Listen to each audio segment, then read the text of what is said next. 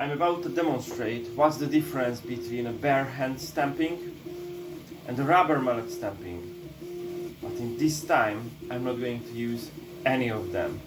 What I'm going to do is I'm trying to explain how a hammer does and what a knife does actually. So let's grab a piece of paper.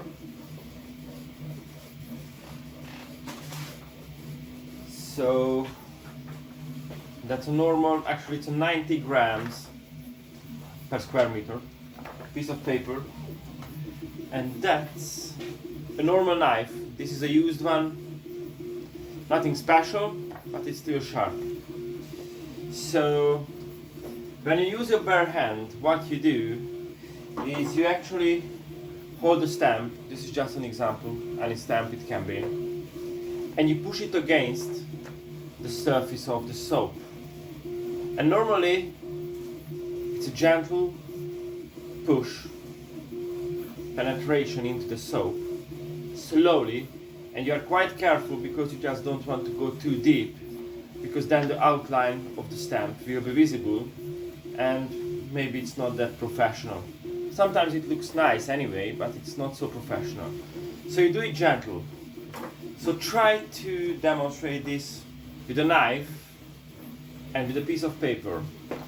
So actually what I do is I'm doing it nice and gentle. I touch the surface just like you do it. Actually it's an edge, but let's say this is the surface of the soap, so I touch it. I'm trying to get inside. There's no way.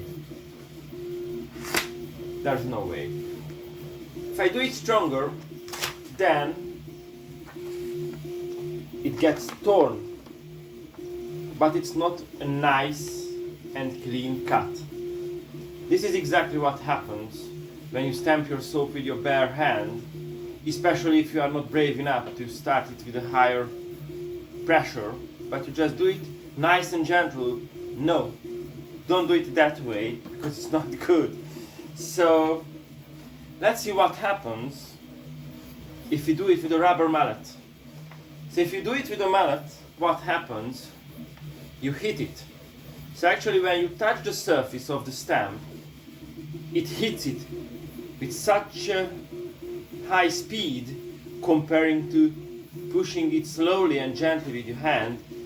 It's comparable, it's very high speed, it's an impact against the slow motion.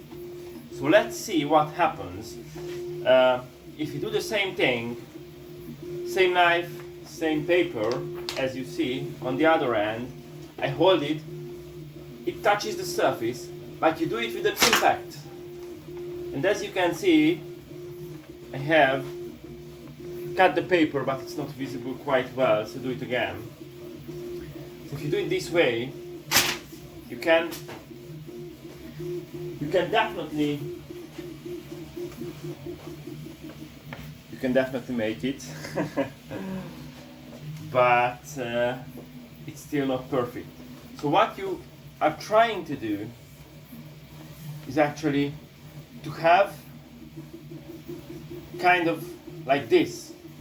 So you are not hitting it and leaving your hand there, because then the acceleration is just not quite good. So what you are trying to do is like doing like this and move your hand backwards.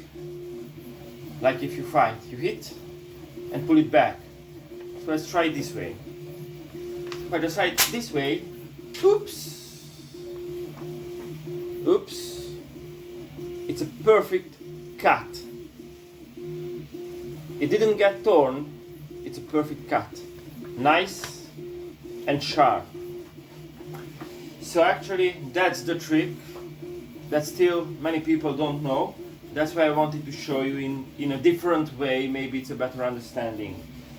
And also what matters, so buying a soap stamp, it does matter what the surface of the soap stamp is like. So that's why actually I have a post-processing after the 3D printing, because it's very important to have a sharp and nice clean edges, without any debris, without any misperfections. So all our stamps are sharp, and using a rubber mallet in the way I showed you, actually it's perfection. So every single stamping will be perfect. You don't need to try it second time, you don't need to try it third time. The only thing you need to figure out how strong this hit should be.